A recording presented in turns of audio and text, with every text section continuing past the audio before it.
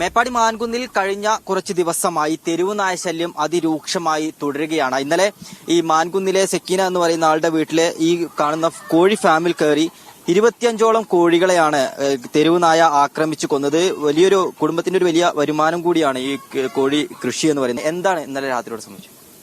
ഇന്നലെ രാത്രി ഒരു വൈകുന്നേരം 7 മണി മുതൽ ആണ് 8 മണി വരെ 8 മണിക്കാണ് ഞങ്ങൾ കണ്ടത്. അതിൽ കണ്ടോ പിന്നെ കോഴിന്റെ സൗണ്ട് കേട്ട് ഞാൻ വന്ന് നോക്കുമ്പോ ഫുള്ള് കോഴികൾ ഇതില് ചത്ത് കിടക്കുന്നതാ കണ്ടത്. അപ്പൊ 2 നായ്ക്കൾ കൂട്ടിലുണ്ടായിരുന്നു. കോഴികളൊക്കെ ചത്ത് കിടക്കുന്നതാ കണ്ടത്. 25ഓളം കോഴികളുണ്ടാവും. ഭയങ്കര ശല്യാണ്. ഈ മദ്രസക്ക് കുട്ടികൾ പോകുന്നത് സ്കൂൾക്ക് പോകുമ്പോഴൊക്കെ കുട്ടികളാട്ടി ഇപ്പൊ എന്റെ പേരക്കുട്ടിനെ തന്നെ കഴിഞ്ഞ ദിവസം ആട്ടിയിട്ട് ആകെ മുറിയിക്കണം വീണ്. ഇവിടെ മാത്രമല്ല, ഇതിന്റെ തൊട്ടപ്പുറത്തെ വീട്ടിലും ഇന്നലെ തെരുവുനായ ആക്രമണത്തിൽ കോഴികൾ ചത്തിട്ടുണ്ട്. എത്ര കോഴികൾ അവിടെ ചത്തു? നമ്മുടെ വീട്ടിൽ 5 ചത്തിട്ടുണ്ട്.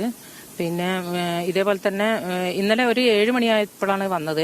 അത് കഴിഞ്ഞ് പിന്നെ ഒരു 2:45 പിന്നെ ഞങ്ങൾ കിടന്നു കഴിഞ്ഞ് പിന്നെ ഉറക്കത്തിലിരുന്നു. ആ സമയത്ത് വീണ്ടും കോഴീന്റെ സൗണ്ട് കേട്ടപ്പോൾ വീണ്ടും പോയി നോക്കിയപ്പോൾ അത് ചെറിയൊരു ഓൾസാണ്. ആ ഓൾസിന്റെ ഉള്ളിൽ കൂടെയാണ് കയറിയിട്ടുള്ളത്.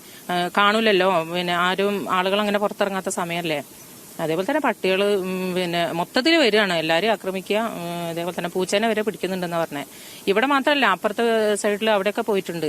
ആ സമയത്താണ് ഈ ഒരു 7 മണി 7:30 തുടങ്ങി രാവിലെ വരെ ഈ പട്ടികൾ. പിന്നെ പകല് വിടാനും വയ്യ കോഴികളെ, പകലും വന്നോണ്ട് പിടിച്ചുകൊണ്ടിരിക്കുകയാണ്. ആകെ ബുദ്ധിമുട്ട്. പിന്നെ ജീവിക്കാനൊരു ഇതില്ലാത്തൊരു സന്ദർഭമാണ് വരുന്നത്.